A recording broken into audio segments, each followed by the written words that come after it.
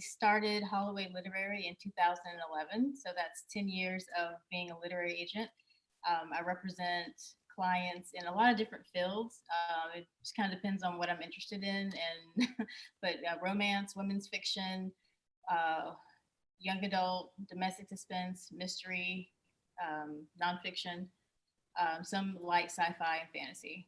And I also I do film rights for my clients and moving into doing a little bit of producing. We'll see how that goes.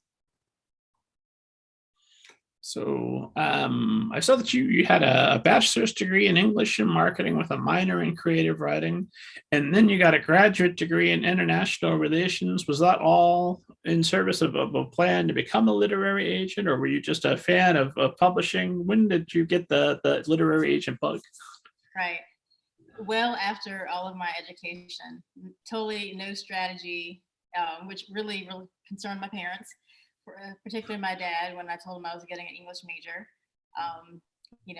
He was hoping that I was going to be a teacher, and I was like, nope, I just like to write and read, and I wanted to take classes that I liked, so it ended up becoming like an English major. And then, I'm also I love to write, so I just basically took the things that I liked, and it ended up with like an English and creative writing. I remember my junior year, my advisor was like, maybe you should, she gave me a book. It was like 20 careers for English majors or something like that. And so I looked at it and I thought, okay, maybe marketing, PR, something like that would be of interest to me, because I really had no plan. I just knew that I liked to write and read. And I thought if I took classes and got a degree in something that I liked, I would eventually do what I love.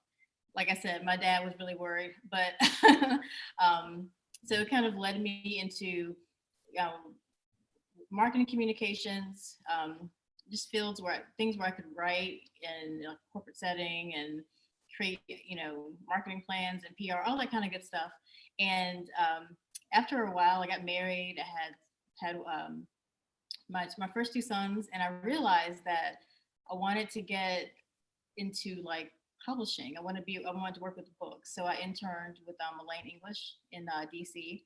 I was living in Virginia at the time, and really loved the business. And I wanted to, when you're an intern, you think, okay, next step is to try to find a position.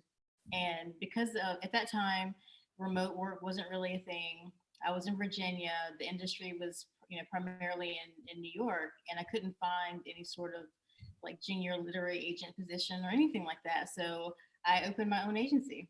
I just started, and I got really lucky. I was invited to Moonlight and Magnolia conference in Atlanta, Georgia.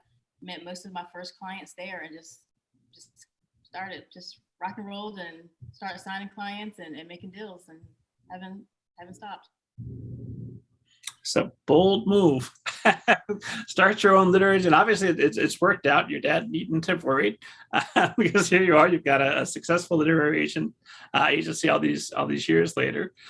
What can those who are thinking of doing the same learn from your success in founding your own literary agency right off the bat? What were the most difficult things you didn't anticipate, and what was maybe a little bit easier than you thought it would be? Right. Well, I mean, I grew up with really intelligent, supportive parents. And I think, a lot of people have parents that are like, you can be whatever you want. I believe it. You know what I mean? So I thought I can, but of course you have to do the work, you have to research, you have to have the experience. And so I think when I first started, I knew just enough to get started and to make those connections and sell books and things like that. But I would recommend, and nowadays this situation wouldn't happen because I would be able remotely, I would be able to find a position most likely. That's not an issue anymore. I would definitely say for anyone that wants to become an agent to do lots of internships. I always have lots of interns. I try to make sure they have lots of experience because I think about how I was and like, you really want it. And I always try to find interns that are career minded, not just like trying to figure out like life or, they like to be around books. I really try to find interns that want to become agents so I can really give them that like a nice foundation and then promote within. So And so I've had tons of agents, tons of interns, but my junior agent that I have with me now is a former intern, and I have another one that is on that track. And I love it when I can really work and nurture them, get a good feel for their personalities and their work ethic and things like that, and kind of promote from within. So I kind of wish I had that for myself. So I try to be that for others. The esteemed audience knows that I harp on this probably too much, but I want to see publishing decentralized from New York. I want to see them come out to the Midwest, go down to the South, because there's all these talented people who would be fantastic additions to any publishing house or agency, but they can't afford New York rent. They're not gonna come out and work 3 jobs to try and get a studio apartment in New York when they can buy a whole house for the same amount of rent here in the Midwest. So if we get them to, hopefully, with the pandemic, one nice thing coming out of that is telework is more of an option. People could be remote. So, how are you seeing the impacts of the pandemic? Are you able to reach out more to remote employees and things? Well, I mean, my entire agency has always been remote, so there was no impact. For sure. For me, because now, for a time, everybody was remote. I was like, welcome to the club. I've been here. And you see it's great to work from home, right? Even though it is nice. The only thing, I wasn't able to travel. I was doing a lot of, before everything happened, the world shut down, I was traveling to conferences like once a month. So, being remote, I wanted to make sure that I'm, getting out there, going to New York often, going to LA, meeting editors, taking meetings and things like that. And so that kind of stopped. But what happened is that everyone discovered Zoom. And so we started having virtual meetings.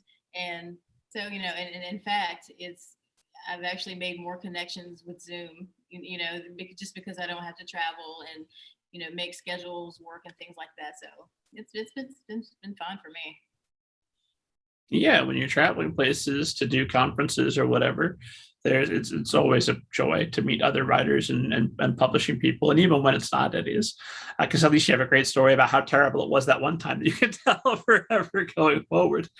But there's that added stress of I'm traveling, I'm away from my home. I got to make sure that I'm out of here so I can call my loved ones for a short period of time before I'm back. Whereas remote, we can have a wonderful hour-long conversation, the same conversation we would have had over coffee at a conference, but just right here through the screen. And then afterward, we're right back home. It's done. There's no commute. It's great. Right. Post-pandemic, I'm endorsing I'm endorsing Zoom. So whatever that's whatever that's worth.